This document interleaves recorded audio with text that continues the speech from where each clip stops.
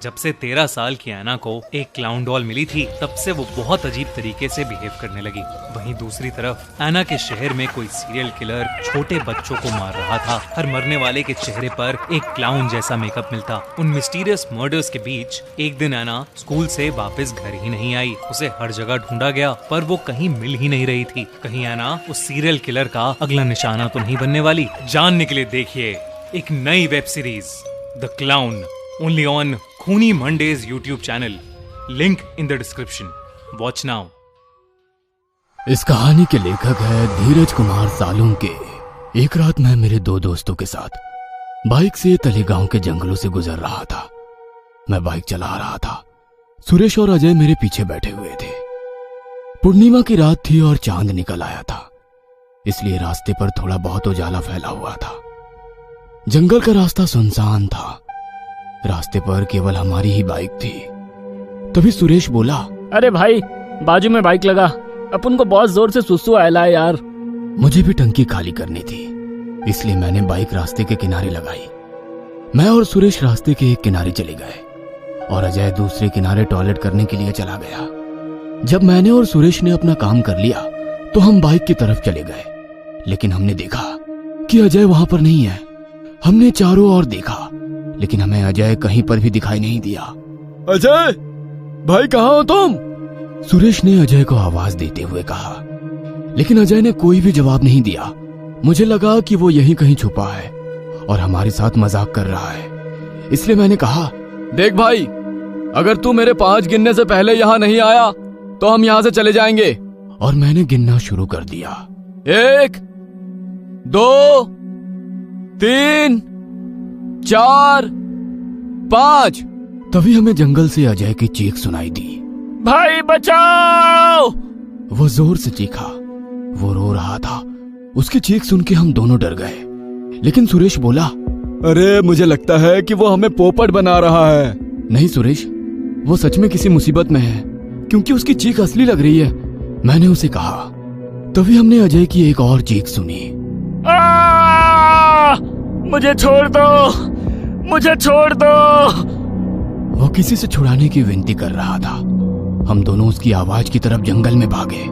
कुछ मीटर अंदर जाते ही हमें जमीन पर पड़े पत्तों पर खून दिखाई दिया।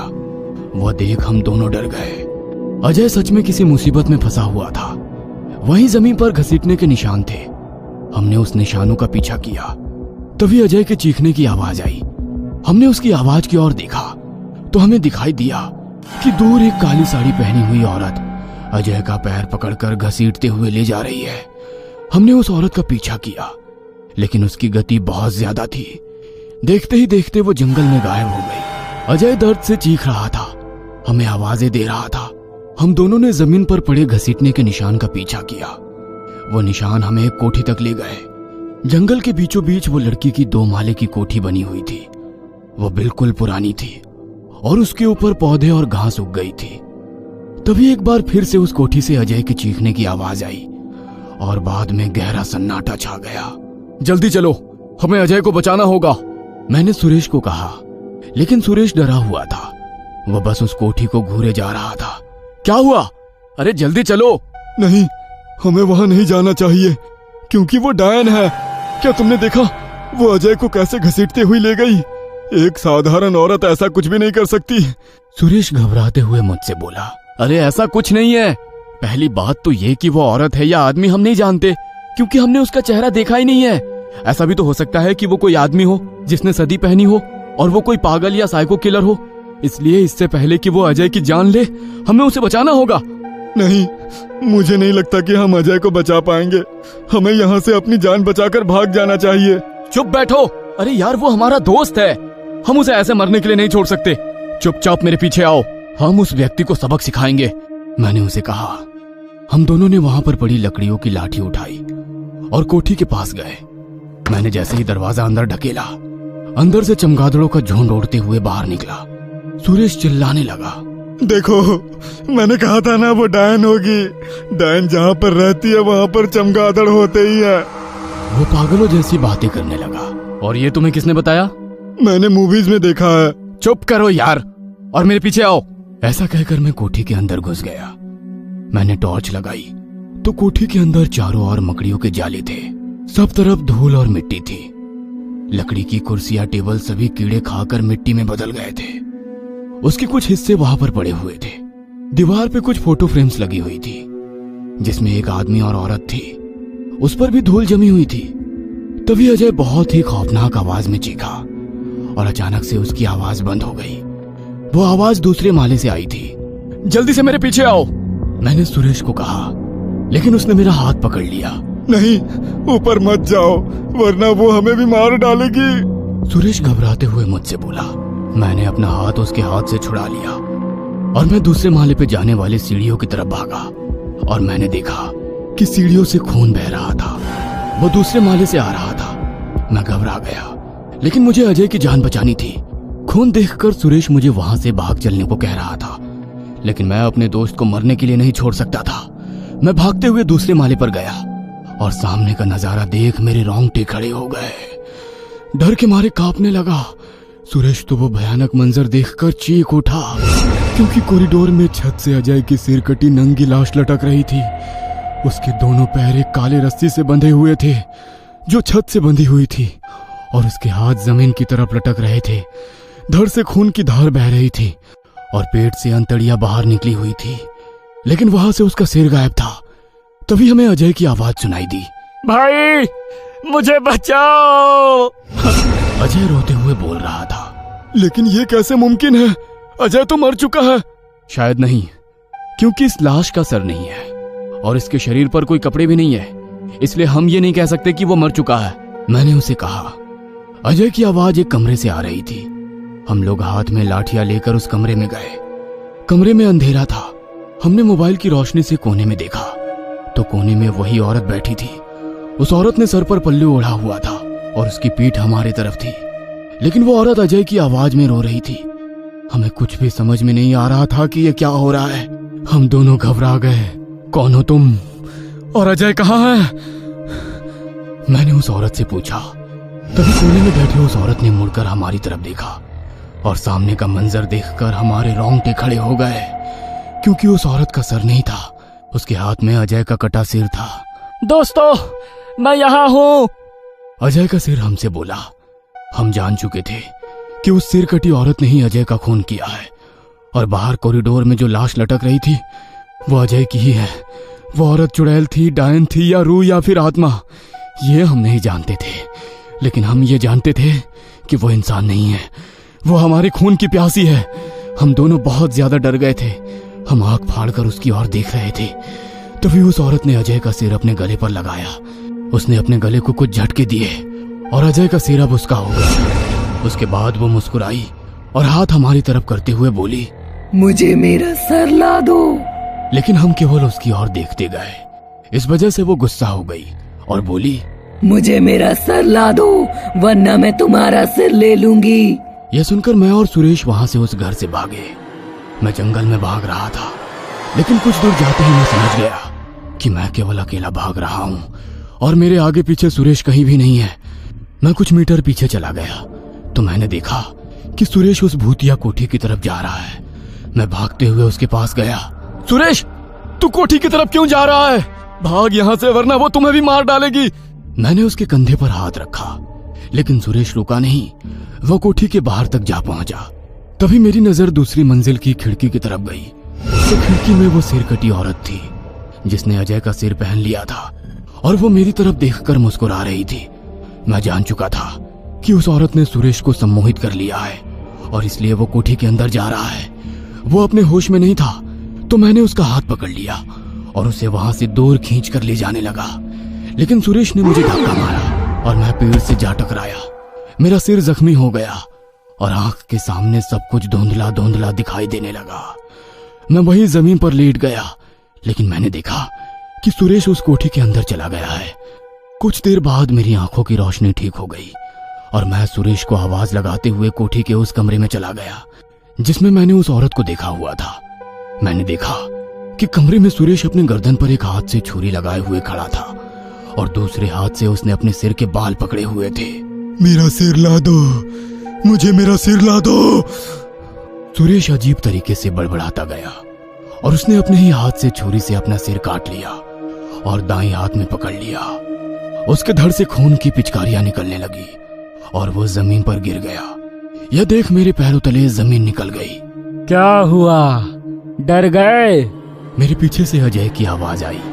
मैंने मुड़कर देखा तो खिड़की में वही सिर कटी औरत बैठी थी जिसने अजय का सिर पहना है।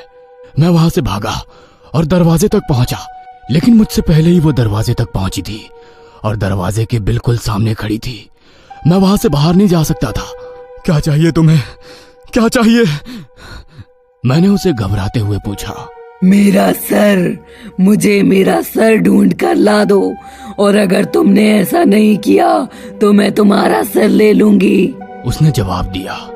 मैं समझ गया कि जरूर इसका किसी ने सिर काटकर खून कर दिया था और उसकी आत्मा अब उसका सिर ढूंढ रही है। अब मेरे सामने उसका सिर खोजने के अलावा कोई और चारा नहीं था। लेकिन मैं आपके बारे में कुछ नहीं जानता कि आपके साथ क्या हुआ था। आपका सिर ढूंढने के लिए आपको सब मुझे बताना पड़ेगा जो आपके खून के दिन हुआ था। बताती हूँ। ऐसा कहकर उसने बताना शुरू किया। मैं मेरे पति के साथ समर वेकेशन पर यहाँ आई थी। हमने ये कोठी छुट्टियाँ गुजारने के लिए ही ली थी। उस दिन मेरे पति कोठी के पीछे वाले तालाब पर मछलियाँ पकड़ने गए थे। मैं कोठी में अकेली थी, तभी किसी ने दरवाजा खटखटाया। मैंने दरवाजा खोला तो दरवाजे पर कुछ 19-20 साल के 3 लड़के खड़े थे। उनके पीठ पर कैंपिंग बैग्स थे। दरवाजा खोलते ही वो तीनों मेरी तरफ देखने लगे। उनमें से एक लड़का मेरे हाथ में पानी की बोतल थमाते हुए बोला, आंटी, हम लोग जंगल में कैंपिंग के लिए आए हैं, लेकिन हमारा पानी खत्म हो गया है। क्या हमें पीने के लिए पानी मिलेगा? वो लड़का शराब पिया हुआ था, लेकिन इंसानियत के खातिर मैंने उन्हें पानी देने का तय किया और मैं दरवाजा आगे धकेल के किचन में पानी लेने चली गई। मैंने फ्रिज में से बोतल निकाली, तभी पीछे से किसी ने मेरा मुंह बंद कर दिया। मैं चिल्ला नहीं सकी। तभी मेरे सामने 2 लड़के आए। वो तीनों लड़के मेरे घर में घुस गए थे। उनके इरादे नेक नहीं थे। वो मेरा रेप करना चाहते थे, लेकिन तभी मेरे पति फिशिंग करके घर लौटे। उन लड़कों को मुझे पकड़ा हुआ देख उन्होंने उनके हाथ से पकड़ी मछली फेंक दी और उन लड़कों पे टूट पड़े, लेकिन उनमें से एक लड़के ने कैंपिंग नाइफ से उन्हें घोंप दिया। उन्होंने वहीं तड़पते हुए अपनी जान दे दी। मैंने उस लड़के के हाथ को दांतों से काटा। ये देख वो गुस्सा हो गया और उसने मुझे चाकू घोंप दिया। मैं फर्श पर गिर गई। वो लड़का शराब के नशे में पागल हो गया था। उसने मेरा सिर चाकू से काट डाला और मेरा कटा सर हाथ में लिया। मैंने खुद का सिर कटा शरीर देखा और कुछ ही देर में मेरी आंखों के सामने अंधेरा छा गया। जब मेरी रूह जागी तो वो अधूरी नहीं थी। मेरा शरीर बरगद के पेड़ के नीचे दफनाया गया था, लेकिन वहाँ पर मेरा सिर नहीं था। मेरी रूह अधूरी थी, इसलिए अधूरी रूह पूरी करने के लिए मुझे मेरा सर चाहिए। उसके बाद तुम्हें मेरे शरीर की हड्डियों को सिर के साथ जलाना पड़ेगा, तभी मुझे मुक्ति मिलेगी और उसके बाद तुम अपने आप मेरे चंगुल से छूट जाओगे। यह सुनकर मैं थोड़ा हैरान रह गया, क्योंकि उसकी बताई हुई बातें उसका सिर ढूंढने के लिए मेरी मदद नहीं कर सकती थी। उसके बाद क्या हुआ? जब आपकी जान चली गई तब आखिरी बार आपने क्या सुना? वो मछली को फ्राई करके खाने की बात कर रहे थे। मैं कुछ देर सोचने लगा। आपने बताया कि आपके पति ने मछली फेंकी और उन लड़कों पे टूट पड़े। इसका मतलब कि उन्होंने केवल एक ही मछली पकड़ी थी। हाँ, सिर्फ एक ही मछली पकड़ी थी। वो एक मछली खाने के लिए उन्हें काफी नहीं होगी, इसलिए वो जरूर फिशिंग रॉड लेकर मछली पकड़ने तालाब में गए होंगे। और मुझे लगता है कि उनमें से एक लड़का आपका सिर हाथ में पकड़े तालाब पे ले गया था और उसी ने आपका सिर तालाब में फेंक दिया है। मैंने अनुमान लगाया। उस वक्त मेरे दिमाग में जो आया मैंने वही बताया। तो जाके मेरा सिर तालाब में ढूंढो, उसने मुझसे कहा। मेरे पास दूसरा कोई चारा नहीं था। एक नया इंसान तालाब पे किस रास्ते से जा सकता है, यह सोचकर मैं कोठी के पीछे वाले तालाब पे गया, क्योंकि वो लड़के भी उस तालाब में मेरी तरह ही गए होंगे। मैं किनारे पे खड़ा हुआ। शायद उस लड़के ने इसी जगह से उसका सिर पानी में फेंका था। मैं किनारे पे एक जगह खड़े होकर बोला। मैंने आजू बाजू देखा। वहां पर कुछ खाली नारियल के पेड़ थे। मैंने उनमें से एक सिर के बराबर नारियल उठाया और पानी में फेंका। उसके बाद मैंने उसकी 5 मीटर की रेडियस में तालाब में डुबकी लगाई। 1.5-2 घंटे ढूंढने के बाद तालाब की निचली सतह में मुझे उसका सिर कीचड़ में फंसा हुआ मिला। उसका पूरा मांस मछलियों ने खा लिया था। मैं वो सिर जमीन पर ले आया।